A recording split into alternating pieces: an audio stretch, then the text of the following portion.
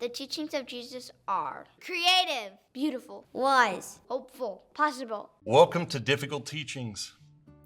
What would happen to a group of people who were encouraged from the day they were born to indulge every whim, desire, and fantasy that entered their minds?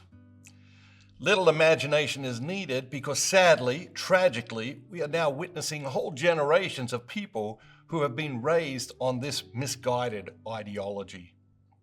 Now let's consider it from another viewpoint. How often do you say no to yourself? When was the last time you said no to yourself in something that was really difficult? Are you clear about the value of saying no to yourself? Today's difficult teaching is deny yourself. It's from Matthew's Gospel, chapter 16, verse 24.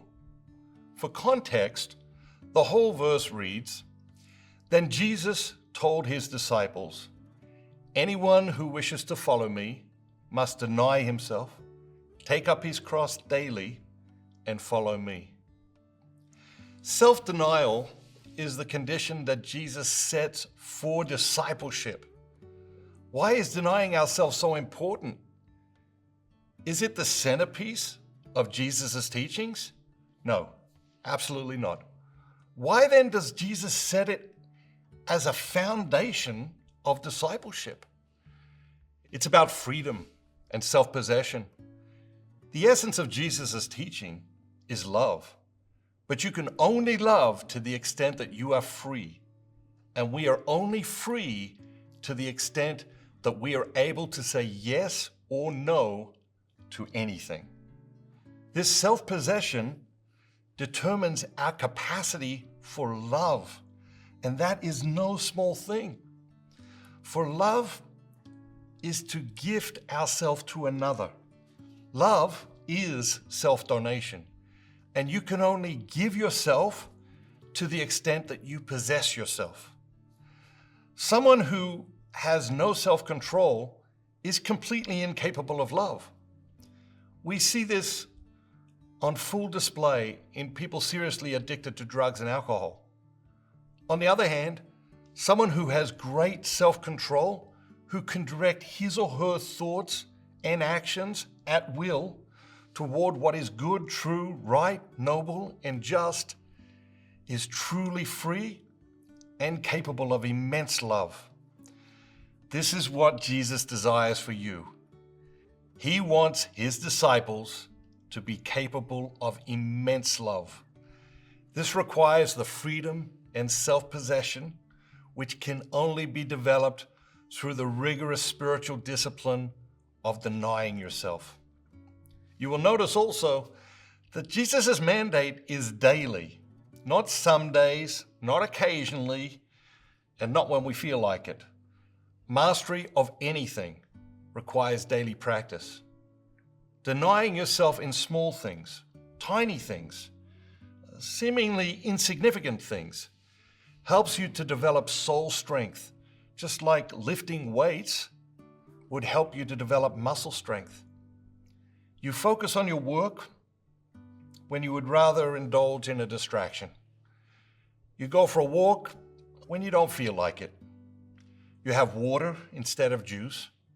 You have an apple when you really feel like potato chips.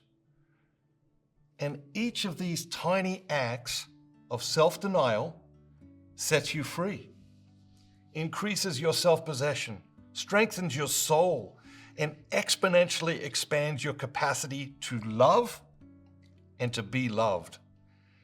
And Jesus wants you to love and be loved immensely. This single idea of denying self is enough to understand why people in today's culture are rejecting Christianity at an astounding rate. They see it as a limitation, as an imprisonment. Addicted to the selfish and childish notion that freedom is the ability to do whatever you want, whenever you want, they enslave themselves in 1,000 ways and are anything but free. And yet, by rejecting the life Jesus invites them to, they alienate themselves from the one thing they desire more than anything else, love. The self-denial that Jesus invites us to is not life-limiting. It is life-expanding.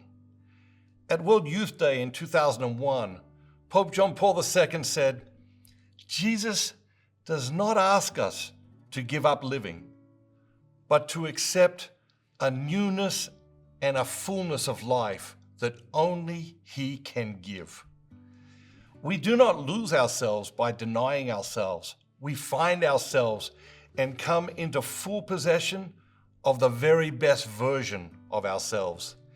The ability to deny oneself seems to be at an all-time low in today's culture, and loss of self at an all-time high.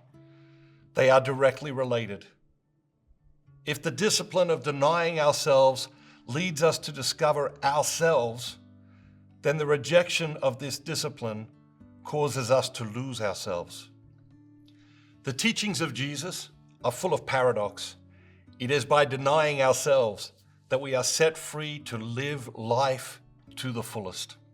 Have a great day, and remember, don't just be a consumer, be a disciple.